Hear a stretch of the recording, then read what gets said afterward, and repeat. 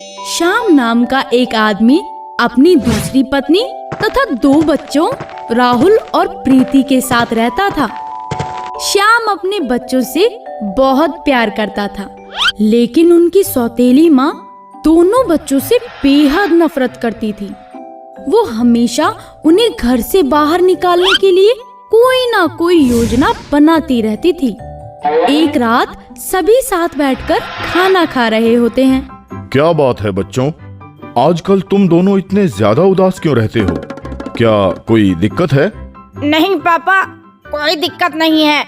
मेरा पेट भर गया है, मैं सोने जा रहा हूँ। ये बोलकर राहुल वहाँ से चला जाता है। उसके पीछे पीछे प्रीति भी वहाँ से चली जाती है। मुझे लगता है बच्चों को पढ़ाई की चिंता होगी। वैसे भी दोनों पूरा दिन पढ़ते रहते हैं। ऐसा करते हैं, उन्हें कुछ दिनों के लिए मेरी बहन के घर भेज देते हैं। उनके वहाँ रहने से हमें चिंता भी नहीं होगी और दोनों का दिल भी बहल जाएगा। पत्नी के बोलने पर श्याम बच्चों को भेजने के लिए मान जाता है। अगली सुबह पूरा परिवार सौतेली माँ की बहन के घर की तरफ चलने लगता है। सुबह से शाम हो जाती है और वो सब पहाड़ पार करके जंगल तक पहुँच जाते हैं। जंगल के पास पहुँचते ही सौतेली माँ घबरा जाती है। ये आदमी तो अपने बच्चों को छोड़ने के लिए तैयार ही नहीं है। अगर ऐसा ही चलता रहा तो मेरी पूरी योजना खराब हो जाएगी। मुझे जल्दी कुछ करना होगा। मुझे लगता है बच्चों को यहाँ से अकेले ही आगे जाना चाहिए, क्योंकि अगर मेरी बहन ने देख लिया कि प्रीति और राहुल मेरे बच्चे हैं तो शायद वो उन्हें अपने घर में नहीं रखेगी। ऐसा क्यों? क्योंकि वो कभी माँ नहीं बन सकती थी। इस बात को लेकर एक बार मैंने उसे गुस्से में बहुत बुरा भला बोल दिया था, जिसके बाद से वो जब भी मुझे देखती है तो गुस्से से लाल हो जाती है। इसीलिए हमें बच्चों को अकेले भेजना चाहिए। आप चिंता मत कीजिए, वो बच्चों से बहुत प्यार करती है। एक बार फिर पत्नी की बात मानकर श्याम बच्चों को अकेले आगे भेज देता है और खुद वापस घर की ओर चला जाता है। बच्चे धीरे धीरे आगे बढ़ने लगते हैं। कुछ दूर चलने के बाद उन्हें एक घर दिखाई देता है। वो दोनों घर के नजदीक पहुंचकर जैसे ही दरवाजा खटखटाते हैं तो अंदर से एक बूढ़ी चुड़ैल बाहर निकल कर आती है। वाह वाह, आज तो खाना भूखे के पास चलकर खुद आ गया। हमने आपका क्या बिगाड़ा है जो आप हमें खाने की बात कर रही हो? कृपया हमें कुछ मत करना। हम अपनी मर्जी से यहाँ नहीं आए। हमारी सौतेली माँ हमें यहाँ लेकर आई हैं। उन्होंने कहा था कि ये उनकी बहन का घर है। मेरी बहन बहुत तेज है। ठीक है, आज से तुम दोनों जिंदा रहने के लिए मेरे घर का सारा काम करोगे।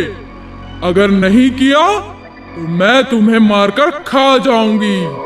चुड़ैल की बात सुनकर दोनों बच्चे डर जाते हैं और जैसा वो कहती है बिल्कुल वैसा ही करने लगते हैं। इसी तरह कुछ दिन बीत जाते हैं। एक दोपहर जब चुड़ैल सो रही होती है तो प्रीति और राहुल कुछ देर आराम करने के लिए खिड़की के पास बैठ जाते हैं। प्रीति जैसे ही खिड़की के बाहर देखती है तो उसे एक पेड़ के पास साधु बाबा बैठे नजर आते हैं। लगता है वो साधु बाबा बहुत थक गए हैं। मैं उन्हें पानी देकर आती हूँ। तुम जाओ, मैं चुड़ैल पर नजर रखता हूँ।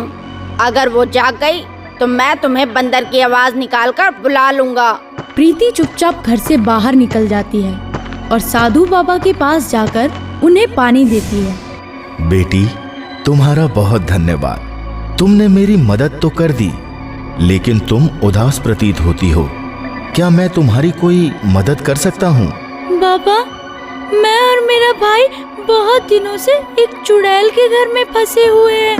क्या आप हमें उससे बचाकर अपने साथ लेकर जा सकते हैं? बेटी, मैं तुम्हें अपने साथ तो नहीं लेकर जा सकता, पर मैं तुम्हें उससे बचने का एक रास्ता जरूर बता सकता हूँ।